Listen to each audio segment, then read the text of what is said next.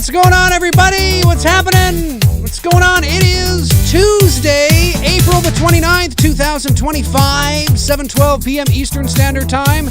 This is episode 329 of McRae Live. My name's Dave McRae, coming to you live from the Voice Man Studios in Toronto, Canada. And tonight we're talking some weapons. Woo! Did you see the trailer? What did you think of it? Jump into the comment section and let me know. Jump into the chat room and let me know. Don't be shy. Get your ass in here.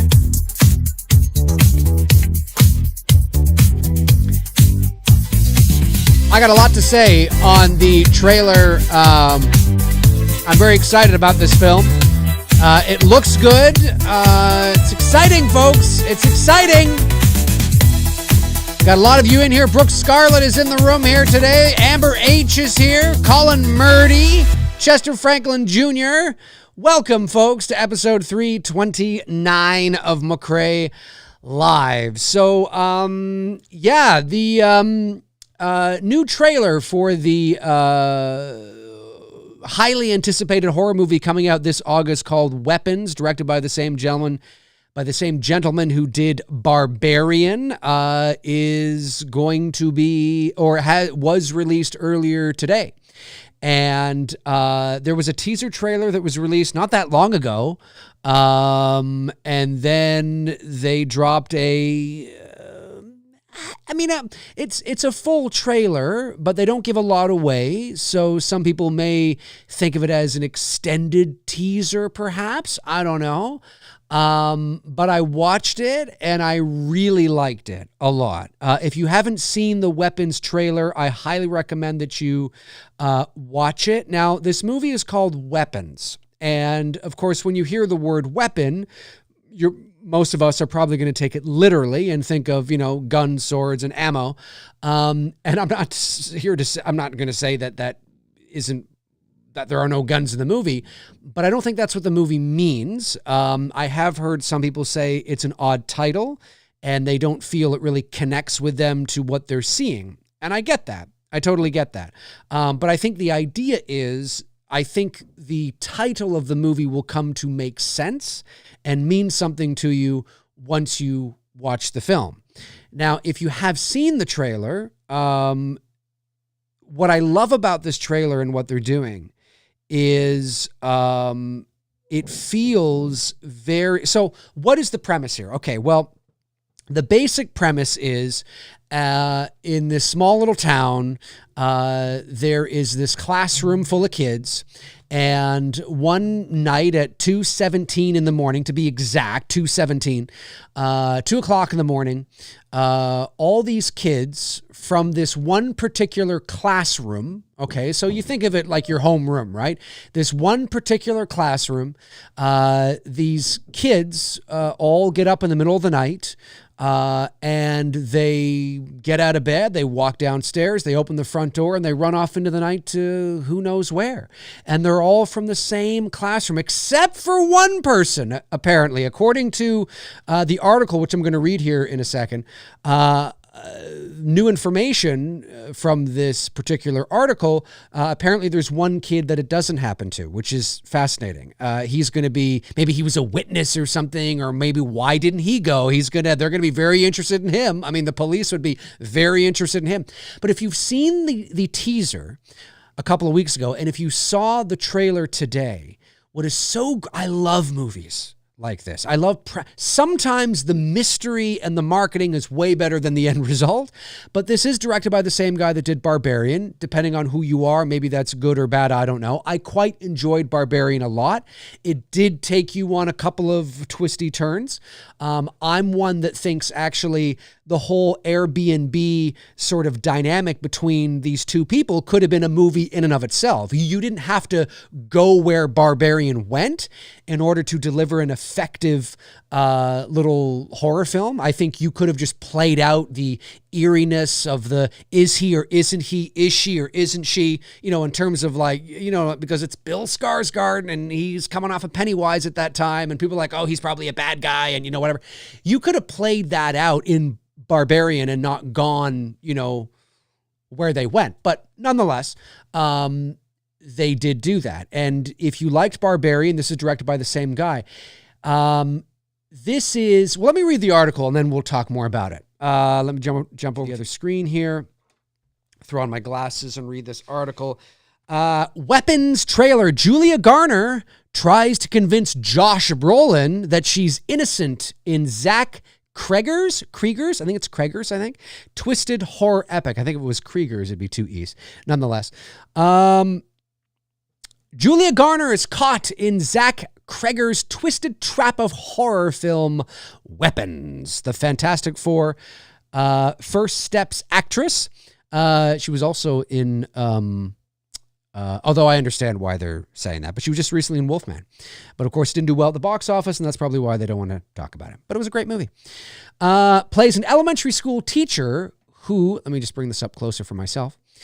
Plays an elementary school teacher whose entire class, except one student, is missing under eerie circumstances. While the kids appear to have run away on their own volition, although there may be some violation there. There might be a possessed force at play. Perhaps. Josh Brolin, Alden Ehrenreich, Austin Abrams, Carrie Christopher, Benedict Wong, and Amy Madigan co-star in Barbarian, director Krieger's latest horror thriller. The log line reads, Weapons is a horror film that follows an entire classroom of children who get out of their beds and disappear one night without a trace. When all but one child from the same class mysteriously vanish on the same night at exactly the same time, a community is left questioning who or what is behind their disappearance. That's a heck of a log line, but nonetheless, it is one. And really fascinating stuff. New Line Cinema. Chief Richard Brenner has described the film as being batshit insane. Krieger echoed the Entertainment Weekly that Weapons is weirder, twistier, and bigger than his directorial debut, Barbarian. Now, whether you think that's good or bad is entirely up to you. I have way more actors to fit into this thing, he said, citing that ensemble film Magnolia was his inspiration. The set pieces are definitely bigger. It's just a bigger, weirder movie than Barbarian is. I promise you, when you watch it, you will agree with me. It is. And it just goes on there to talk more about Barbarian and whatnot. Anyways, if you have not seen the trailer for Weapons, please check it out. Now, let's talk about Weapons. So what is, again, so great about this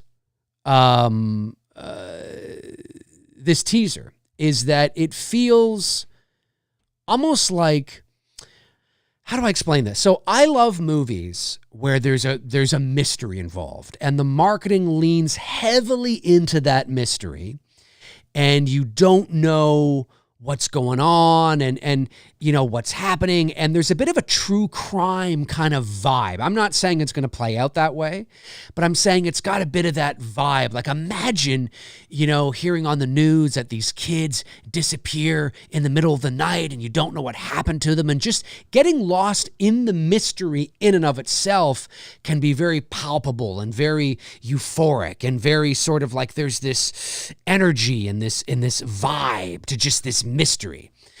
It almost feels like this would be a great premise for a series. Do you know what I mean? Not just like a 90-minute or 2-hour movie, but like a series. And it reminds me of that series that wasn't targeted to my demographic. A man is, in his mid-40s, but I started watching it and really enjoyed it, was the Netflix show The Society, which unfortunately was a sorry, what's the word I'm looking for? God, I can't think of the word now. But anyway, died and was canceled because of the pandemic, which is unfortunate. It was an ensemble piece, and they didn't think feel that they could get everybody back together with the COVID protocols and all that. And I'm just like, yeah, but other people did it, and I didn't think you needed to cancel it. You could have just waited. And anyway, I really liked that show, and that had a very Pied Piper sort of vibe to it. That was a show that was, of course, you're seeing it from the kids' perspective. And when I say kids, I mean, they're like, high school kids. That was a show where it is sent, and the acting was terrific in that show. It was basically these kids that go on this field trip, but then I think something happens, like the weather intervenes and the bus needs to turn around, and like, oh, okay, that kind of sucks. And they go back to their town, and all the parents are gone, all the adults are gone. It's very much like Stranger Things meets Lord of the Flies meets the Pied Piper. Like it was just really good. The acting was really great. These kids are just in this town. They can't escape the town. They can't get out of the town because there's the road just ends, and it's like a wall of, like, they just can't leave. They're trapped in this town. And they have to figure out how to survive. And of course, and that's where like the Lord of the Flies kind of angle. I thought it was really good, and the acting was excellent. Very, very, very good. Unfortunately, it was canceled. So there was very much a Pied Piper-esque to that show. If you know the story of the Pied Piper, obviously you know what I'm talking about.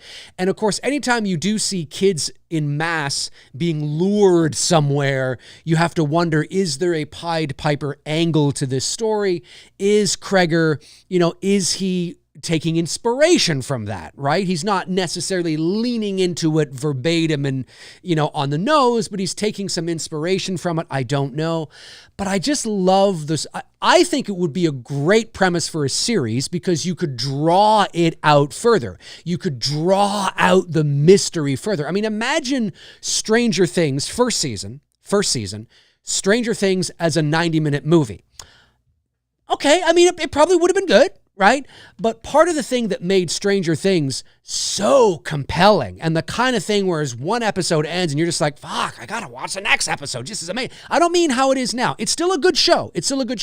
But rewind yourself back to 2016 when you were watching that, especially if you're my age and you grew up through the 1980s, right? It's like, fuck, the end of every episode, I'm like, God, I gotta find out what happened. The mystery was just so compelling. It's like, what's going on? What is going on in this town? And of course, it's the 80s, and, it was just so great, because you were able to draw it out over 8 hours as opposed to, 90 minutes. And so this premise, I kind of feel like, oh God, I'd love to see a show. Like just watching the trailer, I'm just like, oh God, I can just envision it, like, episode 1, and then by the end of the first episode, you're like, fuck, man, Josh Brolin was amazing. I got to go on to the next episode here. It keeps going, Nonetheless, this is a movie, not a TV series. And so, I'm still excited to see it. I don't know how long it's going to be. Maybe it won't be 90 minutes. Maybe it'll be 2 hours. Maybe it'll be 110 minutes. I don't know. But the mystery, the premise I love, and just the idea, and they're building up the marketing. There's no doubt they got more that's coming. You've seen it with the security camera, Instagram vids of these kids in the night just kind of almost look like they're like floating, like they're flying. You know what I mean? You have this kind of thing where they're running down the streets, and it's really, really well done. There's nothing eerier than, and that's, I think, where the true crime thing kind of comes in, is that there's nothing eerier. If you watch true crime, you've no doubt watched episodes where, the police have security footage of, somebody's last whereabouts, right? And there she is walking into Target, you know what I mean? And as soon as she leaves the store, she was never seen again. We've all seen true crime docs like that. And there's something very eerie about seeing somebody's last moments either alive or on footage. They're not we don't necessarily know if they're dead or not, but this is the last time that we've seen them, and we don't know. They just disappeared. They've been gone for 6 months, and so there's something very eerie about watching that kind of stuff. And I got that vibe watching the teaser for Weapons. And watching some of this today, I love that true crime kind of feel of these kids and these security camera kids, security camera kids, the security camera kids. There's the working title. No, but these kids on security camera and they're just kind of walking around and it's just so eerie. It's very eerie. I love that premise and the mystery of it. And the only thing I will say about this new trailer that I wasn't crazy on first watch, but I admit I have no context. I don't know when this happens in the movie and where it happens and in what context. Because you have to remember that the way trailers are cut together, they are trying to tell a mini story within that 2 minutes. And the editors of these trailers will often take moments and edits and footage and piece them together that makes it look like it's a linear, cohesive moment between two shots, but it really isn't. It just works better for the story they're telling within the trailer. So, for example, in the trailer, there's a moment where we see a cop with a mustache. He's behind a wheel and he's driving. And the very next shot we see is through the windshield of an adult this time, running down the street in the daytime, very similar to the kids, and he gets hit by a car. Well, the way it's edited together, you would think, oh, that's the cop seeing, because we see the cop and he's driving and then we're looking through the windshield and we see, the guy get hit. So that's the cop seeing the guy get hit. No, it's not. Because if you look in the rearview mirror, you see Josh Brolin's face, right? So that's Josh Brolin behind the wheel seeing somebody get hit in the street, not the cop. But in terms of the story they're telling within the trailer, you would think that, right? And that happens all the time in trailers. I've done it in my own trailers. So where you will piece things together because it looks like they may come one right after the other, but that's not necessarily the case. And in a lot of the times, you also want to misdirect the audience as well, right? You want to create the illusion that something might be happening, but you're implementing some misdirect in order to keep something, a secret or, whatever the case is. So I say that because I don't know what the context is of this, but there's one shot in the trailer where the elementary school teacher is walking back into the classroom. It looks like it's probably part of a dream sequence because it's a little surreal, although I don't know. I have no idea if the twists and turns are batshit crazy in this movie. I mean, who knows? But all the kids have their heads on their desks. And the one kid at the back raises his head up and it kind of looks like he's got clown makeup on. He's got like the red kind of face and, or the red mouth with like the white powder. And he just kind of smiles and he does this. I've watched it a few more times and I'm like, yeah, okay, no, it's fine. It's fine. It's fine. It's fine. But you know how picky I can be. And because you're setting the framework of your marketing in kind of this sort of not real world, but like grounded kind of way. It feels real and the mystery is so deep. Seeing that, even though it's nothing and it's very small on the sensational scale, I just thought, I don't know. Is this possessed? Like, I just wasn't ready to know that information yet. Is this a misdirect? Is this just a bunch of possessed children? Is this, and I'm just like, I don't know if I would have shown that or I don't know, but I don't have the context, right? Maybe it is exactly the right thing that he needs to be doing, in terms of the director and in terms of, what it needs to be. But if it was me, and I don't know, I have no idea the context, but if it was me, I would have had the kid maybe raise his head up and he just looks normal. And maybe he just smiles. Maybe he doesn't have any clown. Like, I don't know what the context is of the makeup. However, it could mean something, right? It could just be, it could be literal in the sense that some crazy clown has kidnapped them, right? You know what I mean? Or it could be metaphorical. And one of the things that I looked up here because I wanted to make sure that I had this. So one of the more symbolic reasons for the clown makeup could be the loss of innocence, right? A symbol on the play of a loss of innocence. Social masking, right? Social masking. Clown makeup can represent the masks that people wear, especially in public or institutional settings like schools, okay? Commentary on institutions, right? It could be, some sort of social commentary on institutions. And of course, where did the kids what is the central sort of focus in terms of the story? It's these kids from this one classroom, right? So, you know what I mean? That's, and a school is an institution. So that's interesting, right? It could be foreshadowing, right? The clown imagery could be foreshadowing absurdity and chaos or violence to come, which is entirely possible as well. So those are just some sort of things that I was able to find out online, because with something like this, I tend to look deep. Like, yes, you could look at it from a literal standpoint, right? But in a lot of these more highbrow, elevated, twisty-turny horror films, they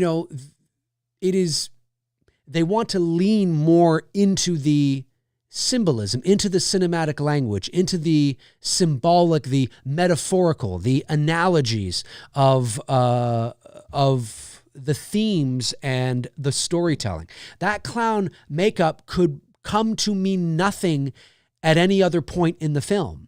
And it could be a thing, well, why is he wearing clown makeup? And then when you actually go in and you look at the themes of the film and you decipher the themes of the film and you listen to the director speak about, the different layers, you suddenly begin to realize, oh, I get it.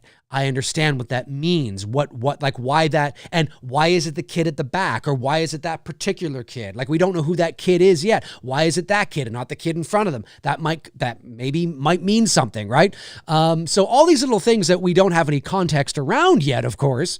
It was just the one moment where I was like, oh, it's a great image, but I just was like, oh, I hope, okay, yeah, don't peek too soon here. Don't peek in the trailer. Don't peek in the trailer.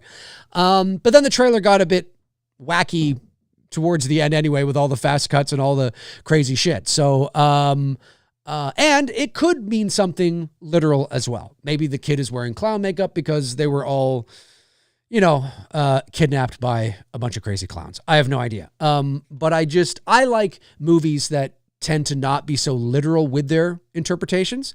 I like movies and stories that, that treat their audiences, a bit smarter than that, and maybe lean a little more into, like I said, that symbolic cinematic language that makes you go, oh, I wonder what that means. And then you come to figure it out, and they're like, oh, and then when you watch it again, you're like, oh yeah, I get what they're saying there. It can be very effective and powerful storytelling.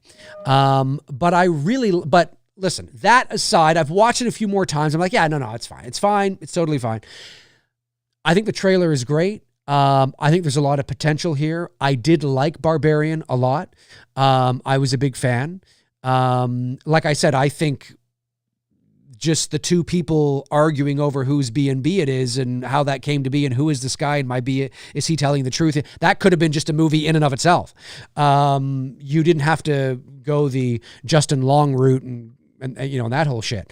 But that aside, it was still a very good movie with a lot of twists and turns. So if this is even more so, if this is like, you think it starts here and then it's going to end up over here, and if it is really good, then this director is sort of, beginning to have a, he's carving out a identity for himself, in a lot of ways. So I really liked it. I thought it was good. I'm very excited about it. But the main reason why I'm excited is not because of the creepy face. It's not because of anything that I've seen towards the last 10 seconds of the trailer. I'm excited for it because I love a great mystery.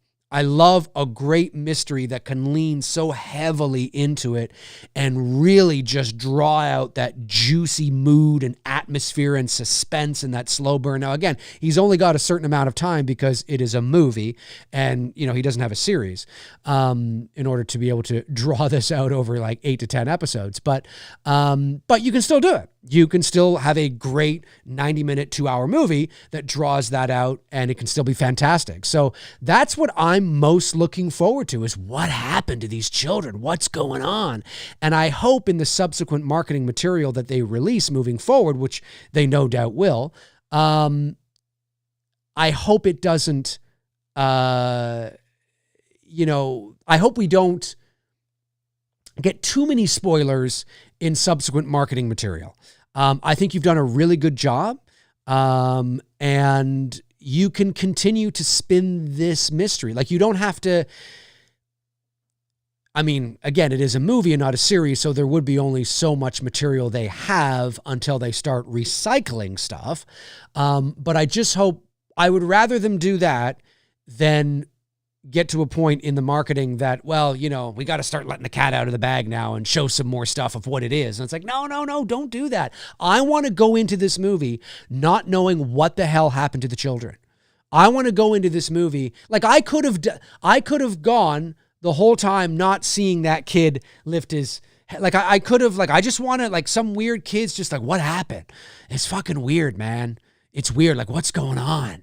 You know, that's what I want to go in, like, you know, not knowing and just reveling and sitting with that mystery. Sometimes it's great to let your audience just sit with the unknown, to sit with the ambiguity, to sit with that weird and just that mystery of it. Now, in doing that, what ends up happening is, because it happened with Longlegs, most people, like, I really like Longlegs. I do. I think it's a great movie. I understand people's issues with it. I understand people's issues with, you know, the ending. I get it. There are many people that feel that the movie did not live up to the marketing. And so one of the drawbacks that you do have when you play your cards close to the vest, and you do such an amazing job at playing your cards close to the vest, is inevitably people are going to come up with their own theories and their own expectations of what's going to happen.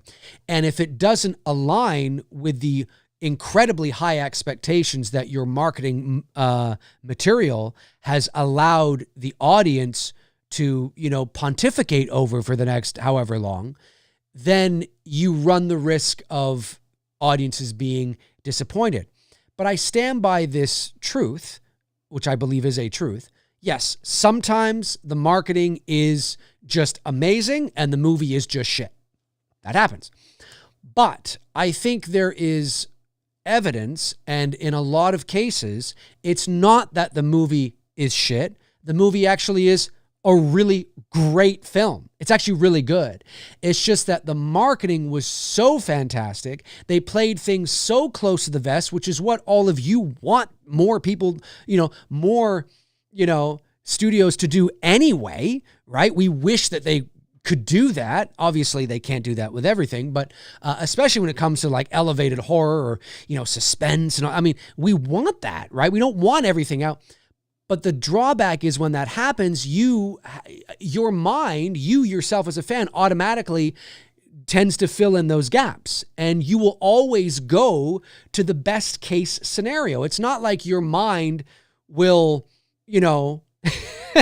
go to something that's dog shit. That's theater of the mind. It's a form of theater of the mind. That's one of the great things about movies and horror movies that lean more heavily into the psychological, is that, yes, at some point in the movie, you do have to reveal a little bit of something because there has to be some payoff. But I firmly believe that, not going to the extreme, not revealing everything, the cat right out of the bag, I think can bode well for a film and a story and really just like you just don't want to reveal too much. And because the great thing about theater of the mind, and again, I'm saying it in a modern use as well, right? There's the old school style and there's the modern school style of it. But what's great about that is that you allow your audiences. Now I'm talking about the actual movie now, not the marketing, right? But the actual movie, when you play a movie that way and a story that way, you allow your audiences, like I might go to a different place of amazing than you, right? We may not go to the same place in our heads of amazing and what we think the monster looks like, or where we think this story is going, or what we think happened there, or what we think that means. We might go to different spots, but we're all going to go to something cool, because we're not going to go, we're not going to watch a movie and then think about something that's not very good, or our imaginations are not going to allow our minds to go somewhere that's dog shit, right? You know what I'm saying? We're all going to go to our own version of amazing. And that's the power of theater of the mind, is that you might go to a different place than me, but we both go to a place that's amazing. And therefore the movie, succeeds in that way, right? Now, again, I understand that eventually you have to peak somewhere where you gotta, things have to come to a head. And that works well in a psychological, theater of the mind, slow burn, moody, atmospheric movie. In marketing, it works as well, because you can clearly see it with Longlegs. The problem is when the movie happens, now there's payoff. And then there's so many people that are like, that's not what I thought it was going to be. It's not what I thought it was going to be. Yeah, but that doesn't mean the movie's not very good, right? You know what I mean? If you had gone in not having seen a trailer, or not having been, privy to the marketing material, then you likely would have thought Longlegs was amazing. You know what I mean? But that's the drawback of theater of the mind marketing, which is what you're getting here with, or so far anyway, with Weapons and what you got with Longlegs, is that you do run that risk of people, having massively unrealistic expectations. Like they just go to the ceiling. They just go, and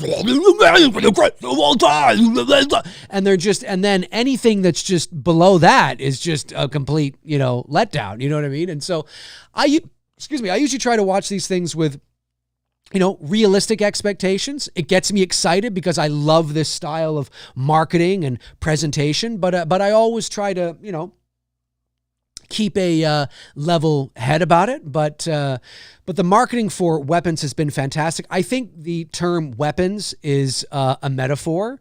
I don't think it's, again, as I was saying earlier, I don't think it's to necessarily be taken literally. I think there's many different sort of analogies and metaphors that you can use with the term weapons, right? You can weaponize something.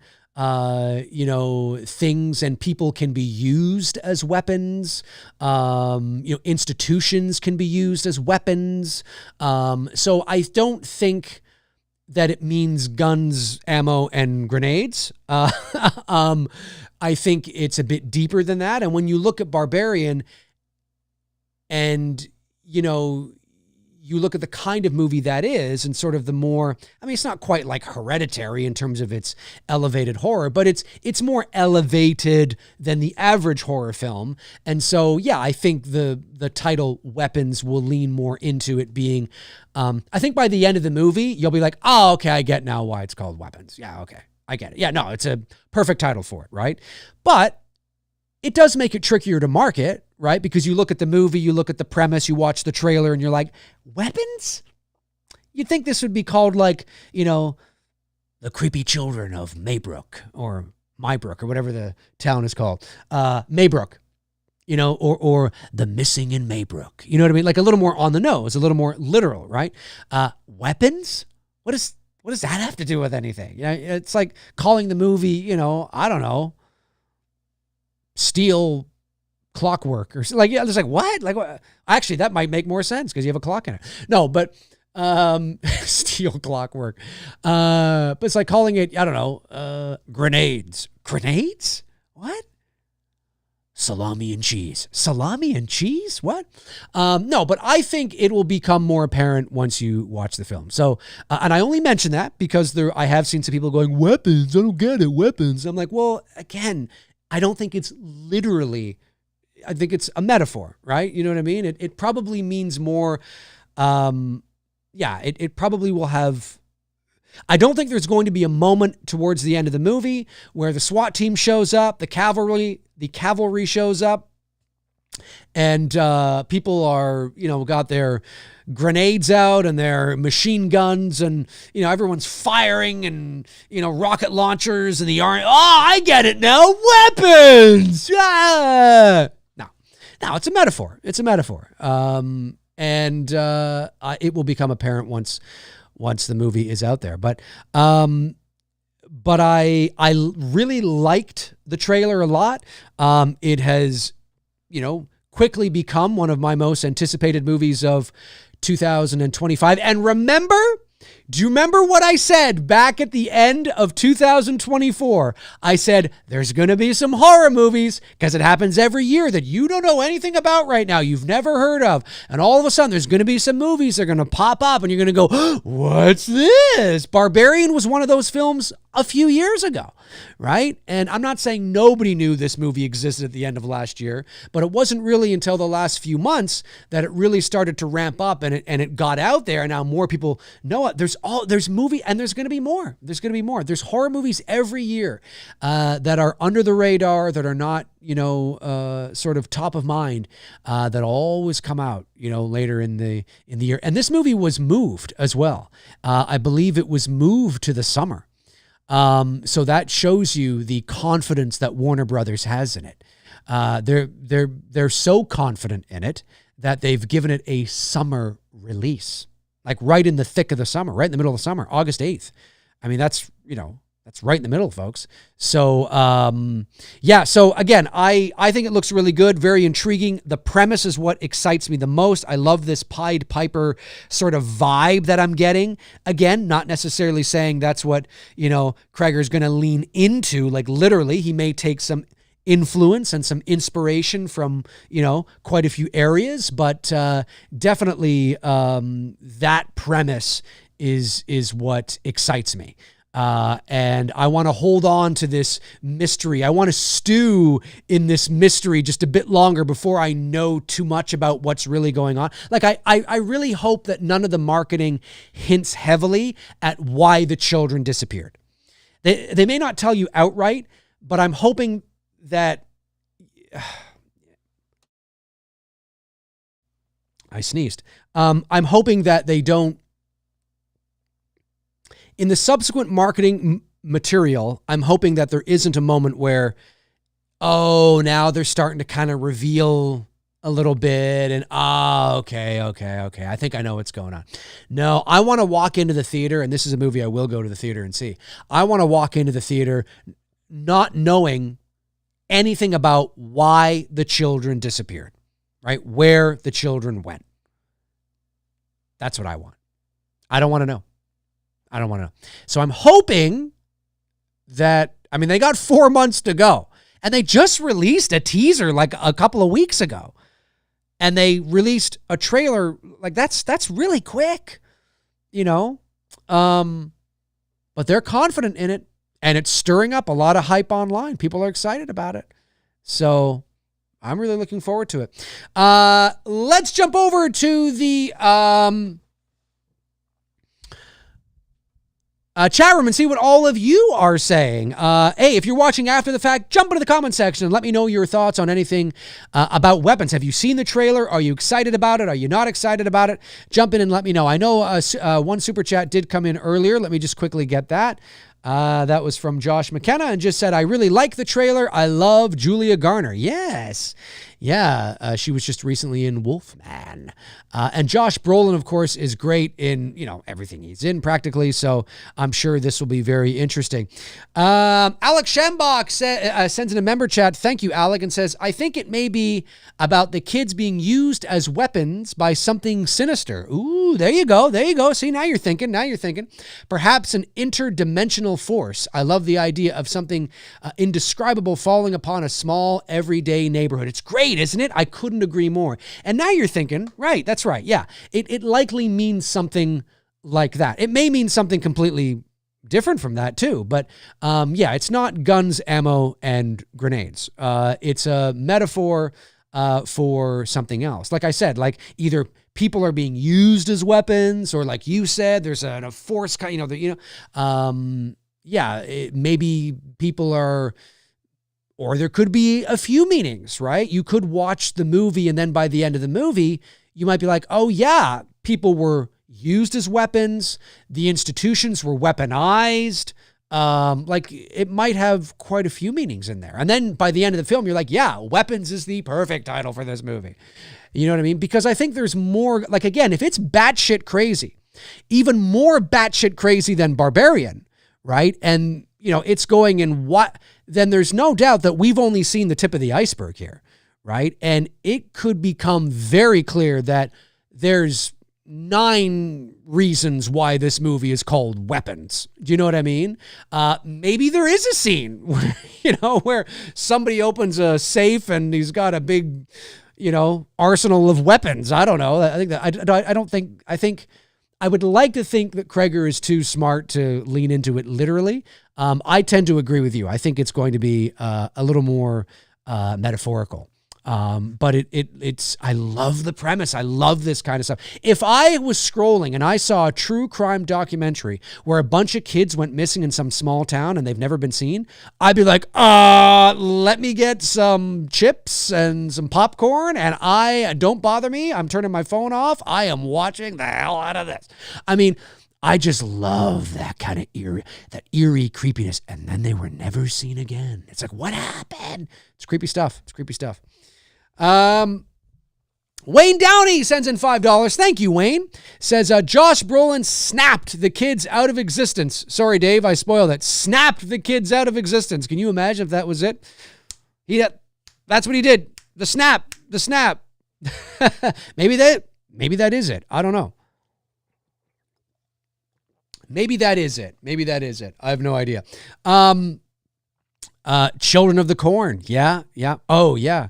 Again, like when it's done right, like I love stories and movies where just people go missing. Like the town, it's completely gone.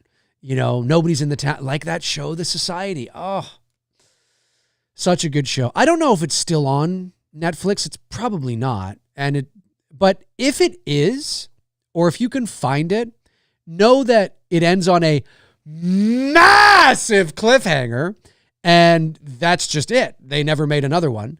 But if you're looking for something to watch that's really good, watch The Society. It's really good. It's Lord of the Flies meets Stranger Things meets The Pied Piper but it's really good. And Catherine Newton, is that her name? It was the first place where I ever saw her. She's in it.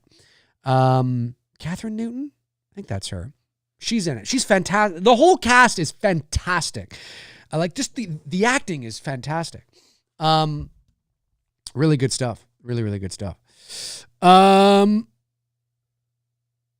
Let me see here. Brandon Collins says, Dave, at CinemaCon, they showed more scenes, and one of them shows a female clown in the woods that kids are running towards. Oh, okay. Well, there you go. Well, that will explain the clown makeup then, right? That will explain the clown makeup.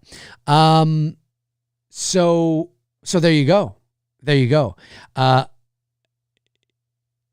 Again,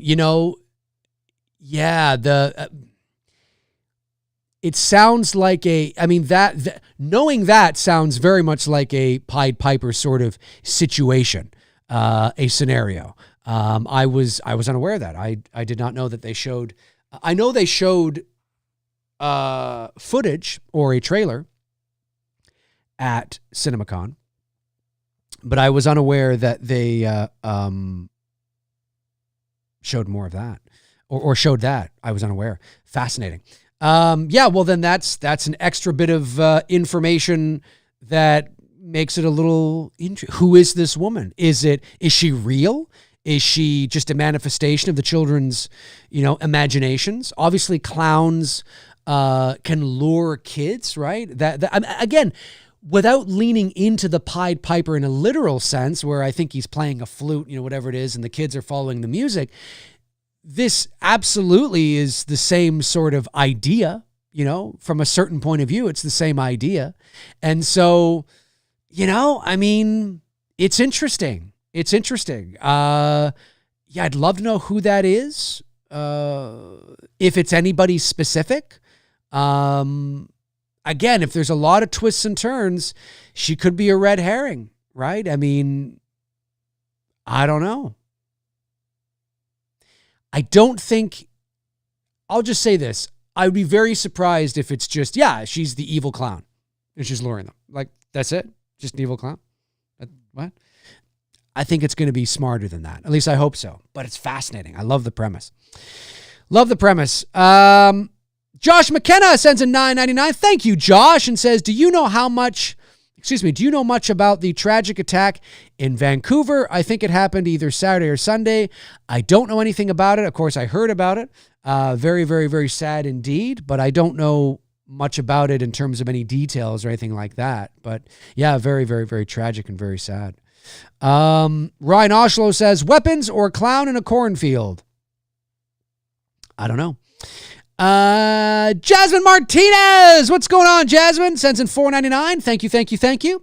And says, I recently finished watching The Horror of Dolores Roach on Amazon Prime. I think you might enjoy it. It's fun and a campy ride. Cheers. Thank you, Jasmine. I really appreciate that. I've never heard of this, but I will make sure to check that out. Yeah, no, I've never heard of this. But if it's fun and campy ride, I'm up for it. Why not? Why not? Nikki Poo says, just stopping to say hi, Dave. Hope you're having a good one and keeping up the great show. Thank you. Yeah, again, I thought the trailer was great, and there's lots of things to speculate on. I just hope that they don't reveal why the kids have disappeared, unless they just drop a red herring in future marketing and like the clown, and now, just a clown. And then we go watch the movie. It's like, it's not just a clown, and it's something more. Yeah, I don't know. This is really interesting. I really like it. Really like it a lot. I like the marketing a lot. Let me see here. Nikki K says Village of the Damned was a great movie. You're talking about the John Carpenter one or the original? I actually like Village of the Damned, the John Carpenter one. I've been sort of I don't want to say gatekeeper, but I've been a defender of John Carpenter's Village of the Damned for many years. I actually quite like that movie a lot. It's very classic John Carpenter B movie, early 90s B movie. It's very much a B movie in the ways that a lot of his movies are, but it's good. It's good. Motionless Zombie says, hey Dave, any news on Dylan's New Nightmare Part 2? No, not that I know of. Nothing concrete. All I know is that I know sometime in the very near future, myself and Miko and Vince and Cecil are going to have a Zoom call, a meeting, just to kind of see where everybody's at, or everybody's schedules are. I know that Cecil would like to make it. But I also know, like how we handled It's Me, Billy, and like how Vince handled Never Hike Alone, Cecil doesn't want to be caught up in the next 5 to 10 years making Elm Street fan films. And so originally he was going to break up the story into like 3 or 4 short films. But you see how long it takes to get one made, right? And he doesn't want to spend, the next 10 years of his life doing these films. So he would like to, ideally, I think what he would like to do is just shoot the sequel, but it's a feature. But in order to do that, that's going to be a lot of money. And, because when you want to do Freddy, you got to raise a lot of money. And when you want to do it right, you got to raise a lot of money. So, like how much he would need to raise to do it. I don't know, maybe $400,000 or $500,000. I have no idea. So maybe less, maybe more. But certainly, a lot more than what he raised for part one. So whether it will become a reality, I don't know, but I do know that I think he would like to do it. And I'll do it, for sure. I mean, if, our schedules can align and the money can be raised and everything is firing on all cylinders. Yeah. Of course I'll do it. But I haven't heard anything concrete, in terms of like, it's a go. I mean, he would have to launch a campaign and raise the money. And like I said, I mean, Freddy's a different beast, right? You can't make a Freddy like to do it right. Because we've set a bit of a bar, right? In terms of the effects, in terms of how Freddy looks and we can't go, we can't now go to just a latex mask, right? We have to, we gotta, and that wasn't cheap, thousands and thousands and thousands of dollars were put into making me look like that.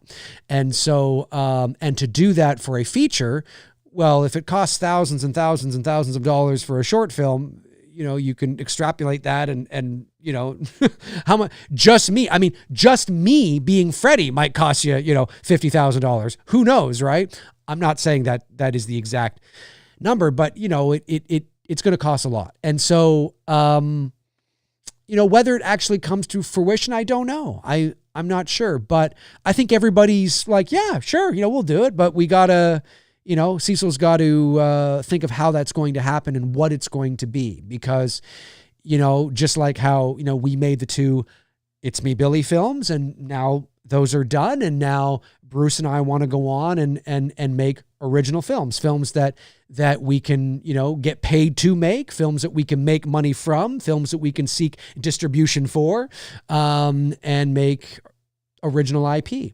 I know Vince has shared the same sort of feelings, and Cecil too, because we all have original ideas that we want to do. So, yeah. Whereas if Cecil was to, because I know some people have said, well, just do another short film. And it's like, well, yeah, but it takes so much time and so much energy to do another short film. And then Cecil doesn't want to be making fan films for the next 20 years, right? He wants to, make them, show what he can do something fun for a franchise that he loves, but he also has original IP that he wants to do, right? People have to understand that to make fan films at this level, right? To make fan films where, you have, that they are professional indie low budget productions takes so much time, so much effort, so much money, and we're not getting paid, right? In terms of, being the directors and the producers and the writers on the film. So, eventually there comes a point where it's like, if I'm going to put this much effort into making a movie, I got to get paid now, because these are real films, right? They're not in my backyard with my friends and my dad's camcorder, where it doesn't matter. You know what I mean? I mean, these are like, legit shit. So, I understand why he was like, yeah, I think I just want to kind of make the sequel and that be it. It's like, yeah, I get it. You know what I mean? So anyways, yeah, I know that the feelings are there, that I think everybody would want to do it, but whether it comes to fruition or not, I'm not sure. That's Cecil's area. I'm not a producer on the film. I'm not, I don't have any say on it. That would be, I'm only speaking sort of from a actor standpoint of what I do know. And that's what I know. So fingers crossed though, because I think it'll be a lot of fun to do, because I think the script is it's very ambitious, but it's great. And I think it'd be fun. It'd be fun for sure. So we'll see, but it's going to cost a lot of money. It'll cost, a lot of money, a lot more than the two Billy films cost. Let's just put it that way.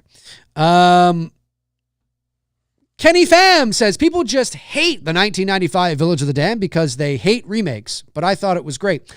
I don't think that's true. I think that's simplifying it, Kenny. I don't think there's any evidence to suggest that people just hate the 1995 Village of the Damned because they hate remakes. I think that's a bit of a blanket statement. I think there are people that just don't like the movie because they just don't think it's a very good movie. I mean, listen, John Carpenter, especially in the 90s, his movies were not very good. I mean, In the Mouth of Madness is probably his best from the 90s. And even that's not like amazing, right? A lot of his movies, you know, there's a few films he did that have a bigger studio feel to them, like The Thing or Starman to a degree, you know, but a lot of his movies have a bit of that B-movie feel, right? You know, because a lot of his movies are B-movie, independent movies. And so The Village of the Damned was exactly like that. It wasn't a great movie. It wasn't like amazing or anything. I just thought, I've always thought it was better than people give it credit for. Because Carpenter made a lot of those B-movie, you know, kind of, or a lot of his movies had that B-movie vibe, like They Live or Prince of Darkness, or, you know, they all kind of have that B-movie vibe. I thought The Village of the Damned kind of played out like a cool, you know, early 90s, you know, what's that show? The Outer Limits, I think it was, or like an X-Files episode. You know, it kind of had that vibe, and I thought it was kind of cool. Like if that had been an X-Files episode, it would have been great. You know what I mean? Like it would have been great. You know, but because it's a movie and it's John Carpenter and maybe you're expecting a bit more, I don't know. I thought it was good. I thought it was good, but I don't think that's the reason why people hate it. I think that's a bit of a blanket statement. Did I get the Jasmine Martinez was the last one, right? I just want to make sure I'm not missing any super chats as I was going off there on Dylan's New Nightmare. I don't think so. Alex Shambach says, I'm sure if it were entirely up to Craigers, we will go in knowing nothing. But then what was knowing nothing more than what was in the trailer. Hopefully, studios take note from the long legs marketing. Yeah, this is Warner Brothers who's doing the distribution. It's New Line Cinema who's involved as well. But Warner Brothers, I think, is distributing it. Yeah, I'm not sure. I'm not sure how it's all gonna go down. I'm not entirely sure. But yeah, if it were up to me, I wouldn't have released another trailer. Or I would just continue to release this inconspicuous, ambiguous marketing. Like just keep doing that. Figure out ways to keep doing it, and just do that leading up to the release of the movie. I mean, look, eventually there will probably be another trailer, that may show a lot of the same stuff, might show a bit more. But yeah, it's got me hooked. You guys know me. Less is more for me. These are the kind of stories that I just love. Yeah, I just love it.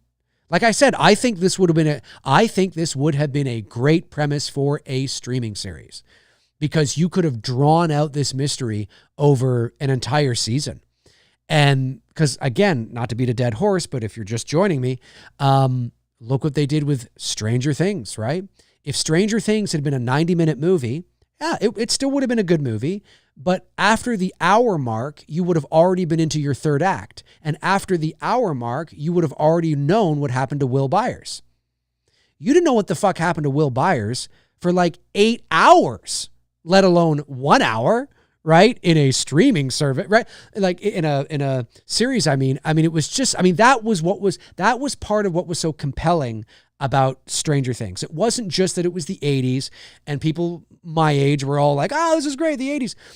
It was that it was a compelling mystery, like a real great mystery.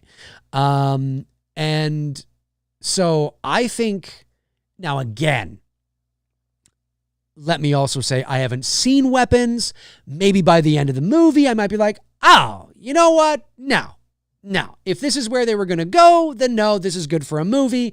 And I would have been very disappointed if this had been the end of a, first season or something. Who knows, right? But the premise of these kids disappearing from somebody's classroom, right? And nobody knows. That's a great premise for a streaming show. It's just like, oh yeah, like fuck, count me in. I would have been. I love shit like that. I just love shit like that. I love it. It's great stuff. Gentle on James. What's going on? Gentle sends in 666. 666. Although technically it's not for me because, I receive it in Canadian dollars. So I'm good. Get up from the stream, go into your bathroom and say Candyman in the mirror 5 times. Say Candyman, Candyman, Candyman, Candyman. Ah! Red rum, red rum.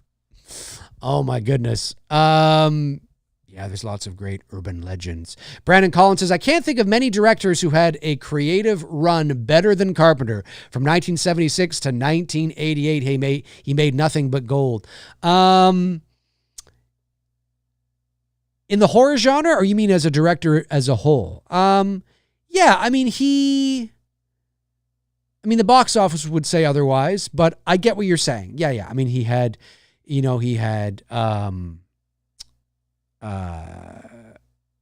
Assault on Precinct 13, of course. He had Halloween, Elvis, The Fog, Escape from New York, Big Trouble in Little China, The Thing.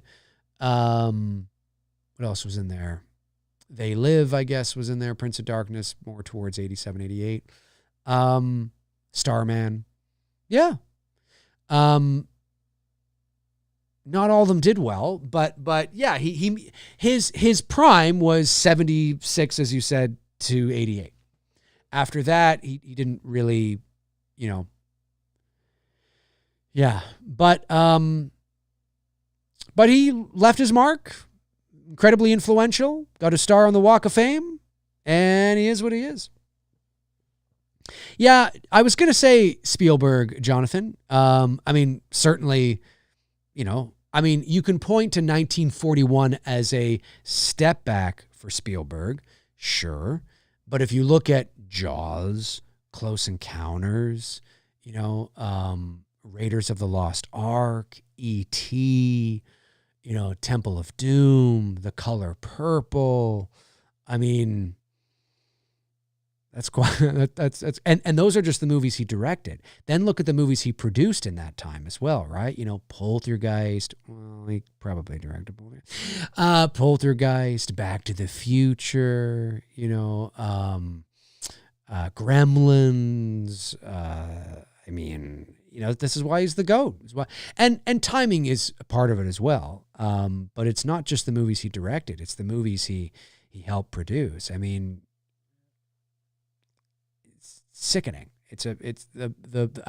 There's a reason why the name Spielberg is a synonym for Hollywood, right? You are you're the GOAT when you just hear the name Spielberg and it's like it's a synonym for Hollywood. I mean, it's wild. It's wild. It's wild. Wild. Okay, I got gentle on James. I didn't miss anything else, right? Did I? No, I just want to make sure I'm not missing anything. I just want to make sure. Counting hand, goddamn bluttering, not anything.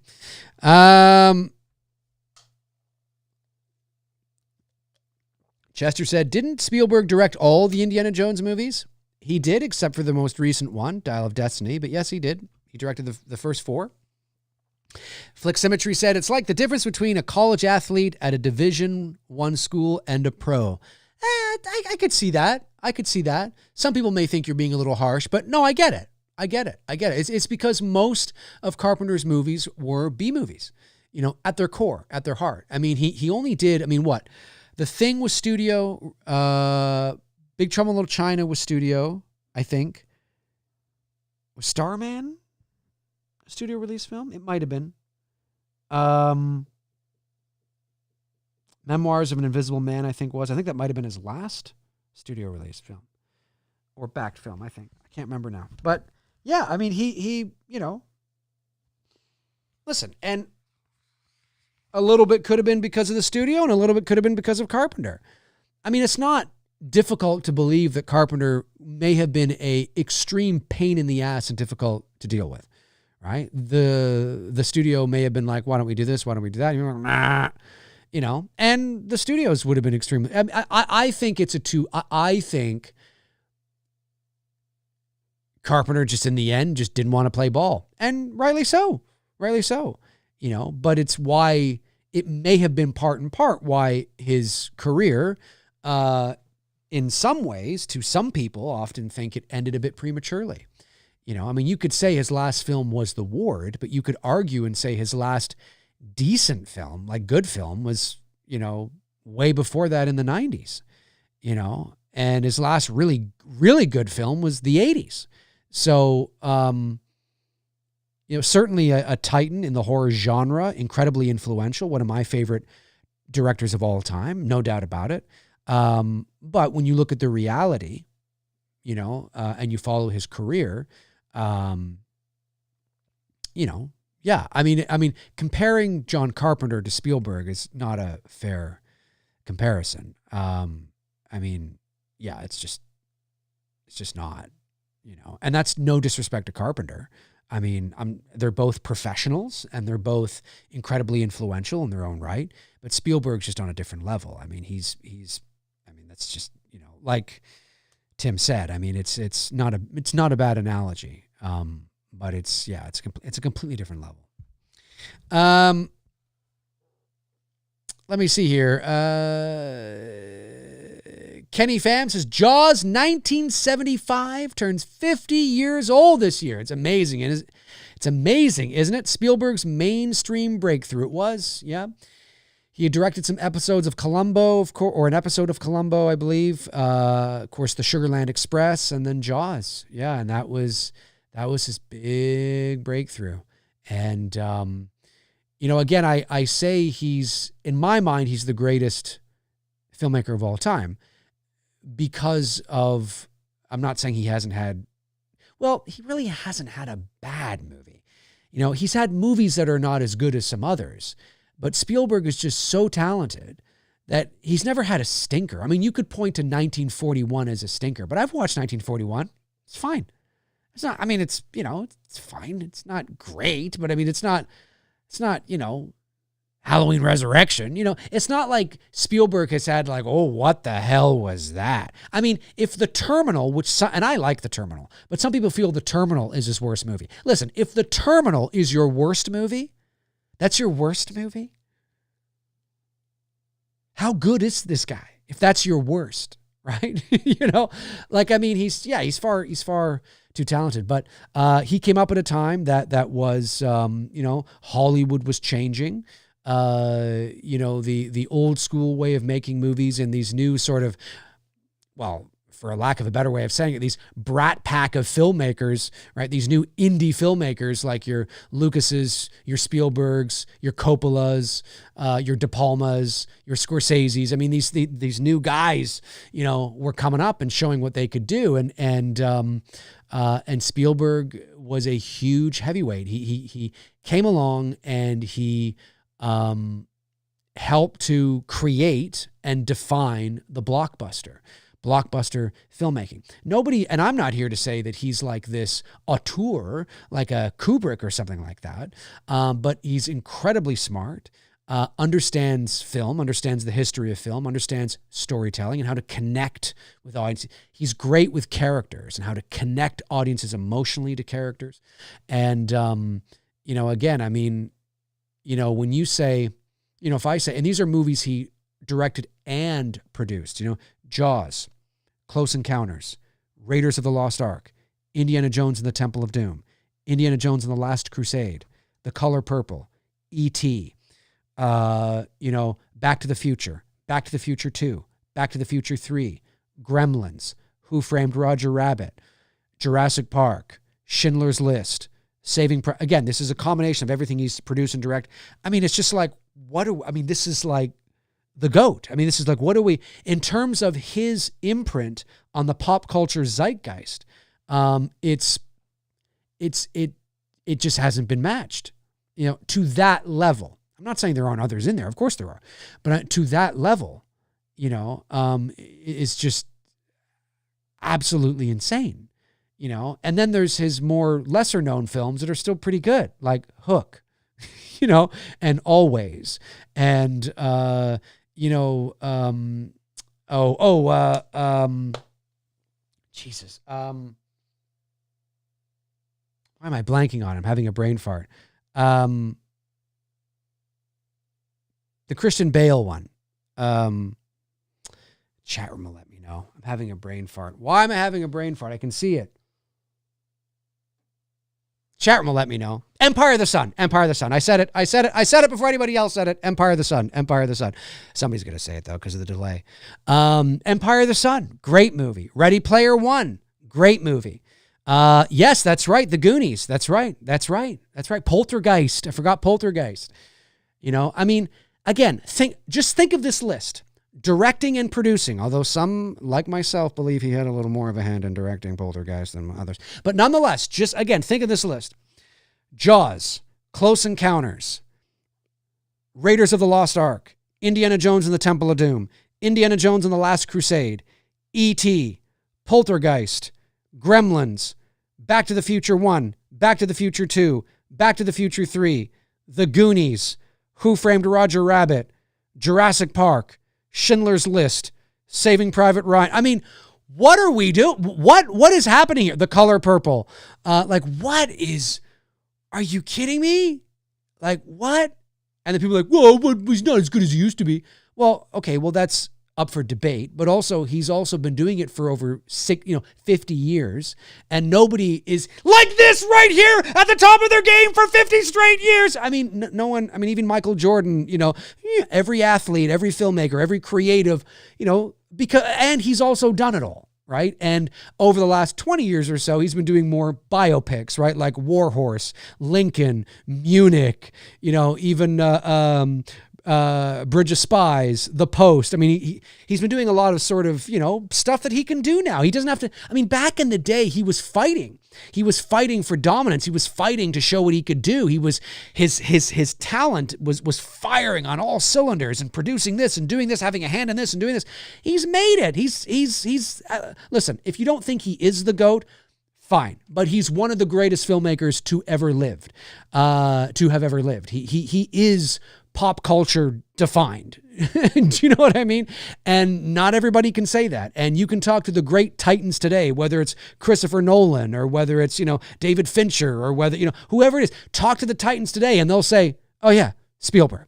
He's why I got into movies, and he's why I got into movies, and so he's a titan. To me, he's the greatest filmmaker of all time, not just because of the films he's directed, but the films he's produced, the films he's ushered in, having the creative mindset, the creative, wherewithal, the producing power to hire the right people, the producing power to usher in to get these now iconic films made, even the movies he didn't direct. His staple on pop culture through the late 70s and all through the 80s and early 90s was, just unreal. I remember watching Tom Cruise. I can't remember if it was on Jay Leno or, whatever it was. I think this was before. I don't know if it was for. I don't know if it was for. War of the Worlds or Minority Report. I like his War of the Worlds, by the way. I think it's a good movie. And Minority Report, great film. But Tom Cruise said something to the effect of, yeah, I got a call. I think his agent, or maybe he was dating Katie Holmes at the time or something. It was something to the effect of somebody called, he missed the call, and it was Spielberg that called. And I remember Tom Cruise saying, when Steven Spielberg calls, that's a phone call you return. Like, you don't go, no, it's fucking Steven Spielberg. Like he had, now Tom Cruise was already a star at this point, but Spielberg can make or break you. He can make you a star. He can make your career. There's not too many filmmakers that can do that, and just ask Shia LaBeouf. But although Shia LaBeouf broke himself, really, although he's a great actor and he's doing a lot of indie shit now. But anyway, I digress. But yeah, Spielberg in my mind is the greatest filmmaker to have ever lived because of the films he created, both directed, produced, and wrote. Although he didn't write too much, but certainly he came up with the stories for some, including Poltergeist. And because of the time frame, the imprint, his power on changing as media was changing, as the entertainment landscape was changing, how things are changing now for us, things were changing for us in the late, in the 70s and the 80s as well, in terms of home movies and VHS and MTV and pop culture and all this kind of stuff. The landscape was changing, and Spielberg was at the forefront of that. He was at the head of that. And what the late 70s and the 80s did for the entertainment industry and pop culture, we are still referencing today. One of the biggest shows in television history today is all about the 80s, and that is Stranger Things, right? I mean, it has got Spielberg all over it, and it's got John Carpenter over it as well. Over it? All over it, in terms of the music and the synth. Oh yeah, for sure. I don't, but I mean, kids riding your bikes, getting into trouble, weird crap. We are still living and breathing in the era that Spielberg, was at the forefront of. I'm not saying there weren't others like your Carpenters, right? Like your George Lucases. I'm not saying there weren't others, but Spielberg was at the head of that. And we are still reeling and feeling the residual after effects of his influence. His influence is still here. It's insane. It is absolutely unequivocally insane that his influence is still here. His Ready Player One, which I really liked. Not a lot of people did, but I did. If that movie had come out, nowadays we've seen that, but if that movie had come out in 1988, it would be just as much a classic today as Back to the Future is. I mean, I thought Ready Player One was old school adventure, popcorn, fun, and I thought it was great. Oh, shut up. You're desensitized. You're spoiled now. You just, no, this is great stuff, man. This was fun. This is great classic. Shut up. Get out of here. No, look, it's okay if you don't like it, but I thought it was really great.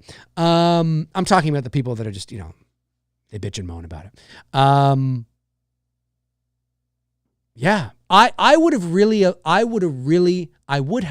liked to have seen Spielberg's Interstellar, because before Christopher Nolan came on board, and I thought Nolan did a great job. Nolan's like a titan today. He's one of the titans of the modern era, no doubt about it. But I thought Spielberg was originally attached to direct that movie. I don't know why he eventually passed. I think he still produced it. I think if I'm not mistaken. But I love how AI. I love his AI. I think his AI is really good. I would have liked to have seen a Spielberg Interstellar. I think there's something about Christopher Nolan movies. He's a great visionary. He's a great filmmaker. And his movies are deep and cerebral, and they ask complex questions. And I love the premise of Interstellar. As somebody who's fascinated with space and time dilation and the theory of relativity and, quantum physics and string theory and all, I love all that stuff. But I find Christopher Nolan's movies, his characters are cold.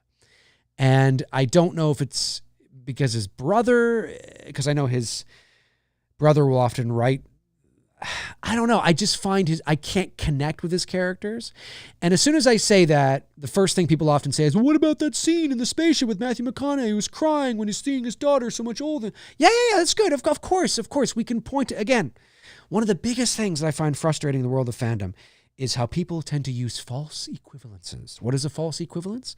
Well, it's if I say something like, you know what, I really love apples. Oh, so you're saying you don't like oranges? No, I'm saying I love fucking apples. You know what I mean? Or if I say, I find that Christopher Nolan's movies, his characters are, kind of just cold. Well, there was that one thing in that movie. Yes, just because you can point to one instance or even 3 instances doesn't mean that what I am saying is not true. But people tend to do that. Yes, that was a great scene. But overall, I find his movies, his characters a bit cold.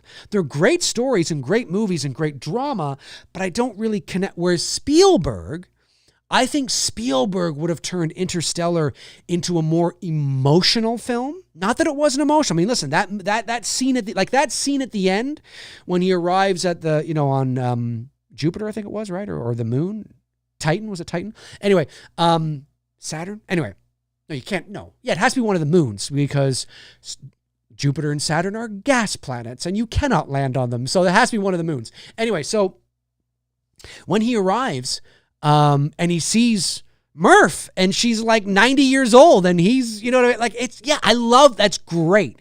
I just think that a Spielberg version of Interstellar would have played into the emotion a bit more, and I felt a little cold with how things began, and it's all of a sudden the planet is in turmoil, and all of a sudden he's brought to NASA, and he's got to go up into space, and I'm just like, oh, we're just already here. And I'm just like, I felt I didn't feel like I wanted to connect with him a bit more, and that's one of Spielberg's fortes, is connecting audiences emotionally with characters. He's got great characters and being able to connect with the audiences. I mean, just watch his movies, whether it's Jurassic Park or Schindler's List or, Ready Player One or what, great characters in Schindler's List. I know I could see how that might be taken the wrong way, but I think you know what I'm trying to say, right? And I've often wondered what a Spielberg Interstellar would have been like. But I liked it. I just didn't love it. I like Interstellar, but I didn't love it. And I wanted to love it, but I didn't love it. Anyway. Brandon says AI is profoundly underrated. Yeah, and that ending is a whole lot bleaker than it appears. Munich is one of his best as well. Agreed. Yeah, AI is great. I mean, it's I am curious, or I will always be curious to know what a Kubrick AI would have been like, because obviously, for those of you who don't know, that was one of Kubrick's films that he wanted to do. He was all set to do AI, and he didn't. He passed it off to Spielberg. And look, if you aren't a Spielberg fan, but you adore Kubrick and you bow at the altar of anything Kubrick, fair enough. I think Kubrick is one of the greatest of all time. There's no doubt about it. But he's a different filmmaker than Spielberg. Spielberg is more of the general populace, movie-going blockbuster type of filmmaker, right? He makes movies that are a bit more palatable for the general movie-going audience, whereas Kubrick was more of an auteur, right? He was more of that cerebral, layered, elevated kind of thing. Not that Spielberg can't do that. There are many Spielberg films where you see him implementing those things like AI and, things like that. But overall, he's more of that populist filmmaker. But Spielberg and Kubrick were very good friends. And when Spielberg was working on Raiders and Kubrick was working on The Shining, they became very, very good friends. And Kubrick trusted Spielberg to make AI. Now, did he make it in his own Spielberg way? Sure. But, getting an endorsement from Stanley Kubrick, who was one of Spielberg's idols, it's pretty good. I'm just going to say it's pretty good. Kubrick would not have done that. Kubrick didn't do that. He didn't give a fuck. Kubrick didn't give a fuck. He would not have done that. And so to see him do that, for Spielberg and to trust him to make AI is a huge endorsement. So, he's the greatest for me. Obviously, these things aren't an exact science, but the reason is just because of the movies he directed, the movies he produced, yes, but his influence on a very important era in our human existence in terms of storytelling and movies and television and entertainment. His impact and his influence is well, like I said, we are still feeling the effects today. We are still feeling the effects today. And so much so that, we're making television shows all trying to relive that magic. You know what I mean? I mean, it's wild, man. It's wild. It's absolutely wild. So yeah, when Spielberg comes a calling, that's a call you answer. Even today, he may not be the Spielberg he was 30 years ago, But he's still making great movies, and his new movie that's coming out, it's no longer called The Dish. Is it called The Dish? I think it's called something else now. The UFO one, which is being, or at least it's being, not marketed, but referred to as an event film. It's shooting right now. A Spielberg event film. So what do we mean by event films? Well, we mean like Jurassic Park. We mean like, Indiana Jones. We mean like Saving Private Ryan. Like, event, like big, like, this could be something huge, And so Spielberg, closing in on 80 years old, making an event film about UFOs and UAPs. Yes, sign me up. I just hope that it is more Contact, directed by Robert Zemeckis, than Independence Day. I don't want to see that Spielberg. I don't want to see Independence Day. I don't want to see a UFO invasion movie where it's just pew, pew, pew, pew, pew, pew. I don't want to see that. I want to see, something a bit more cerebral, some more meat on the bone, something more philosophical, something more like Contact. Contact is my favorite alien movie. I like E.T. I like,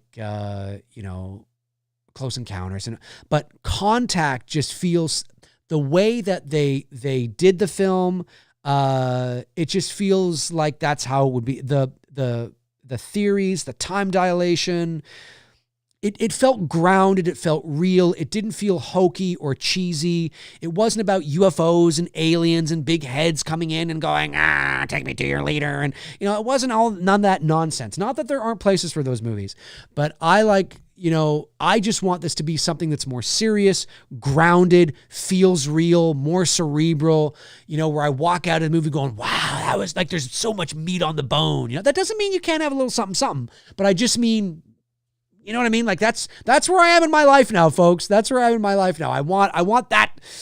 Give me something. Don't make this a Independence Day film. Make this more Contact, more of a character-driven film. Make it more character-driven and not plot-driven. And, you can make it a hybrid of both, but I just don't want it to be all plot, like it's, Independence Day. I don't want that. Josh McKenna sends a $9.99. Thank you, Josh, and says, I like Nolan, but I'm more of a Spielberg person. I kind of wonder if I would have responded better to Oppenheimer if it was a Spielberg film. I've yet to see Oppenheimer, so I don't know. Oppenheimer is definitely a movie that Spielberg, like if this was 1992, Oppenheimer is definitely a film that Spielberg would have or could have made. It's certainly right up his alley. I don't know.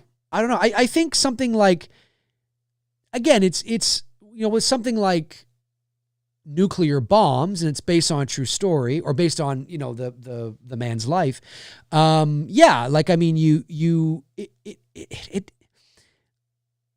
don't know. You know what? I haven't seen Oppenheimer yet, so I can't speak any further than that.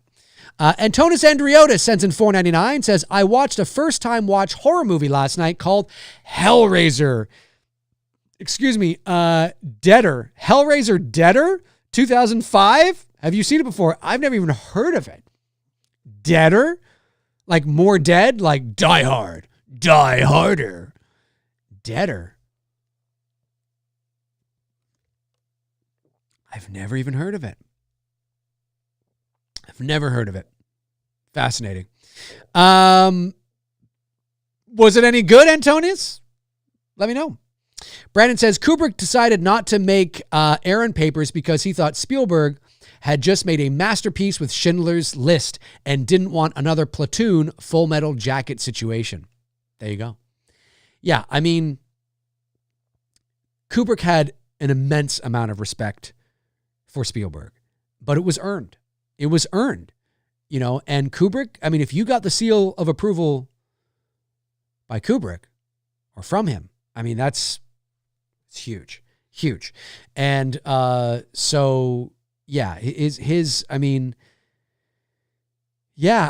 influence is, and I understand this. I understand that if you're younger today, maybe you were born in 2002 or something, and so you're only 23 years old.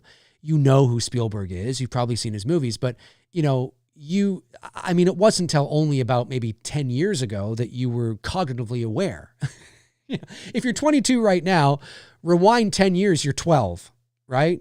And so, I'm not trying to be pretentious when I say this. I just mean that I can understand why it can seem a little like, Spielberg, but even today we are experiencing his influence on everything. His influence on his influence on the blockbuster movie.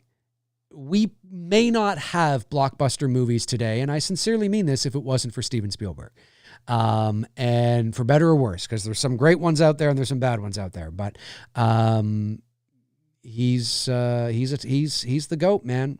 He's the GOAT. Like I said, it's like Elvis. You don't even have to say his last name. You just say Elvis. You know who you're talking about. Elvis. That's how big he was. That's how massive Elvis was. People don't understand that. They don't understand that how massive he was at a time when nobody was like that.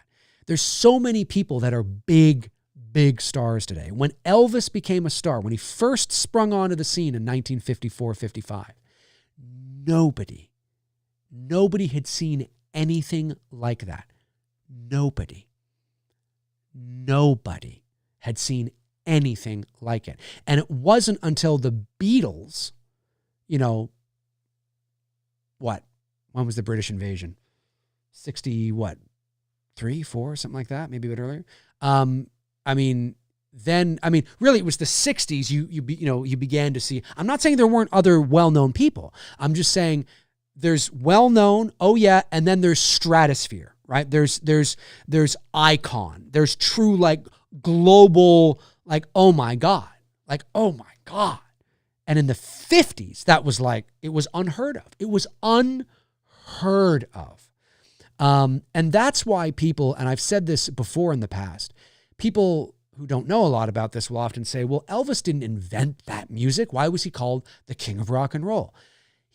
First of all, it's a great question. He didn't give himself that name, number one.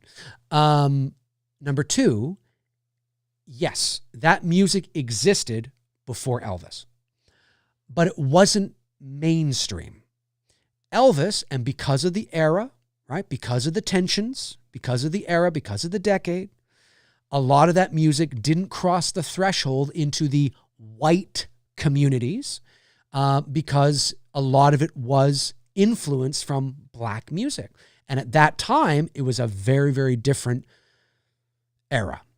And when Elvis first sprung onto the scene, people thought he was black because he grew up in a black community. He was heavily influenced by that music. He didn't steal it, no more than filmmakers are heavily influenced by people they grew up watching, right? He didn't steal the music. He was influenced by it. It's not like he grew up in New York and was traveling through Tupelo or traveling through, Alabama, happened to stop in some bar and was like, oh, you know what? I like that music. I'm going to take this back home and pretend that I came up. That's not what happened. Elvis was born in Tupelo, Mississippi and grew up in Memphis, Tennessee in the 50s, right? Or sorry, in the 30s. He was born in 1935. So through the 30s and the 40s, he was heavily influenced. So the reason, part why they call him the king of rock and roll is because he brought that music to the white people and it was accepted. Again, I get it. It shouldn't have been this way, but this was the reality. It was more accepted and more, just more accepted because he was white. And he was fucking gorgeous. It wasn't just he was white. He was handsome as all hell. All the ladies wanted him. He was gorgeous. He was stunning. Gorgeous. Stunning. Look at him back in the day. He was amazing, right? And he was talented as all hell. And his voice, he could do rock, he could do gospel. He could do different genres. Nobody had seen anything like that. What the hell? One minute he's, jailhouse rock, and the next minute he's love me, love me do. It's like, who is this stunning phenom? Very few artists can go from the intense jailhouse rock, right? Want to a party in the county jail, blah, blah, got that growl like, oh yeah, boom, boom, boom, boom, boom. And then all of a sudden they're doing gospel and in the ghetto. Like, what? What? His talent was insane. And he was handsome, right? And so that's why it's not that he invented the music. Elvis would be the first one to tell you he didn't invent the music. He didn't invent the music. And he had a great relationship with the black community. But yes, unfortunately and sadly, because of the era, it took somebody like Elvis to bring that music to the mainstream, to bring that to all us white folk. And I'm not saying it's right. I'm just saying that is the reality because of the era. See, now it's different. It's different now. But back then in the 50s, are you kidding me? Holy shit. I mean, this is before Martin Luther King, for goodness sakes. And so, very different era. And, but nobody had seen anything like it. Nobody had seen anything like there were no superstars before Elvis Presley. There was nobody that was like, what? It was insane. It was insane. Absolutely insane. And he never performed outside of the United States, or excuse me, outside of North America. He never performed outside of North America. He performed in Canada a couple of times, Hawaii, and the continental United States. And of course, there's reasons for that. I mean, there's the whole his manager and the whole kind of thing. And there's the whole, he was a global phenom, like Michael Jackson was, but Elvis never toured outside of North America or outside of he went to Hawaii and, insane. And he's been dead for nearly 50 years, and he's still one of the best-selling solo artists in history, and he's still near the top of selling records every year. I mean, it's just, that's insane. That is insane. Insane. That's like what Spielberg is for movies, right? Like, it's a different level. It's like, what the hell? I mean, we're still talking about his movies. We're still his, and I mean I know we're still talking about John Carpenter's movies too, but I mean in the global pop culture zeitgeist, not just in horror, but the zeitgeist, the global sort of, popular culture, right? He's still there. His influence is still there. And it's just insane. It's insane. So there's a few reasons there's a few things I use as a measuring stick of why he's the greatest for me. But it's not an exact science, for goodness sakes. It could be anything and anything.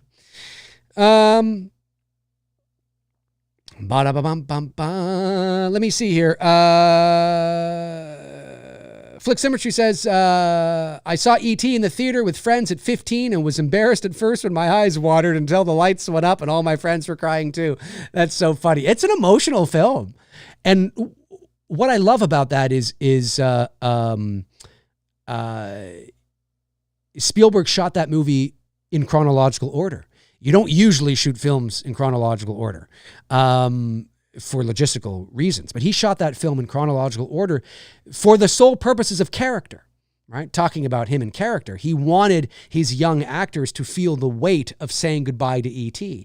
And he felt that if I shot out of order and I shot the ending first, I'm not going to get the emotional response I want and need from my young actors. Because, if they were adult actors, it's a bit different because adults can go there, they can channel it, they can internalize it, they can go there and really make you believe that, oh my God.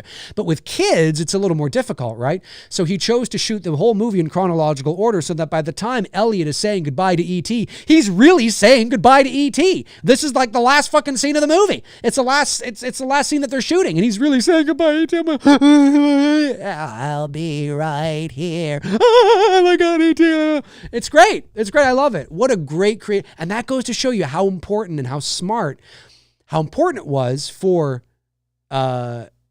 Spielberg and how smart he is in terms of recognizing that, because character is so important to him. So yeah, it was good. It was good. That's funny. That's funny. Well, at least all your friends were too, Tim, right? At least all your friends were too, right? All right. What's the time here? All right. We'll go maybe another 5 more minutes or so. Have I got all the super chats? I think I have. I don't think I've missed any. I just want to make sure. I don't think I have. I don't think so. No, I have not. All righty, ready. Oh yeah, Brandon says Henry Thomas's audition for E.T. is probably the greatest acting from a child I've ever seen. Spielberg gave him the part on the spot. Yeah, he was bawling. He was bawling. He was good. He's good. He was a talented young kid. Talented young kid. There's been a lot of talented young kids that have come along. Henry Thomas was one. Even Elijah Wood. Elijah Wood was a talented young kid. Macaulay Culkin, yes, but I think Elijah Wood was more talented, I think. Dakota Fanning, is that her name? Dakota Fanning? Yeah. When she was a little girl, she was down. I mean, she's still talented, but I mean, she was one of those like kids where you're like, oh, she's going to be something. She's going to be something. You know what I mean? Josh, thanks. Josh says, I know people overuse iconic, but Elvis is iconic. Oh, absolutely. Yeah, no, he's absolutely iconic. And it doesn't matter what you think of him or whether you like his music or not, or whether you hate him as a person or not. It's irrelevant. He's an icon. It can be measured, and he's still selling records today. Let me just see. Hang on. Let me just check something. I want to see where he is today in terms of his.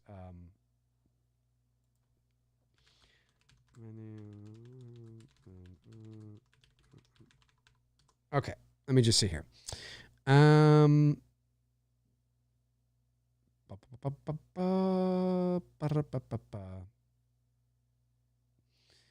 okay, no, it's not. Okay, that's going to take way too much time. I don't want to have to dive into that. That's going to take way too much time. Anyway, maybe for another show.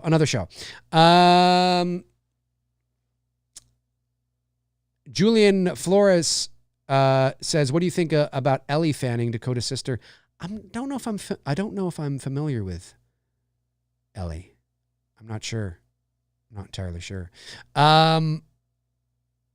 Oh, Bob, you got to get on that. I've seen tens of thousands of movies and still haven't seen E.T. Watch E.T. tonight, Bob. Tonight or this weekend. Whatever it is. Warren Armour says, Spielberg wouldn't be around if the art of filmmaking wasn't invented. It blows my mind how the motion picture camera was invented. Just saying.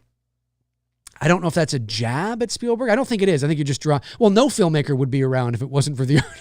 The art of film. No filmmaker would be around. Cinematography wouldn't be around, right? Look, whether it's acting, whether it's the art department, whether it's writing, whether it's special effects, whether it's set design, costume design, set decorating, all of these departments come from the theater. Right? They all existed before the motion picture camera or television existed. So obviously there's more now, but one of the true movie or television categories is cinematography. And so you could make an argument and say that maybe a Spielberg type person might have existed. They just would have been directing plays, instead of movies. But I get what you're saying. But yeah, nobody would be around. No television shows, no movies, no film directors, no TV directors. Producers were around even with stage. There were producers, there were executive producers, there were costume designers and set decorators and set builders and special effects and props departments and, script writers and actors and actresses and they all come from the theater, So yeah, no, it's cool. It's pretty cool. Dave, have you seen the Ryan Coogler video about aspect ratios and film stocks he made about Sinners? It's like the first semester of film school in 10 minutes. I did watch. I thought it was great. There was a bit of information there that I already knew, but there was a lot that I didn't. And he sells it and tells it in a really great way. Yeah, no, it was good. It was good. And I still haven't seen Sinners yet. I've got to see Sinners. I still haven't seen it, so I've got to see it. I got to check it out. Yes, Haley Joel Osment was amazing. He was. He really only had that one movie, though, The Sixth Sense. I mean, I know he was in other things. Well, of course, he was in Forrest Gump. I mean, that's, little Forrest.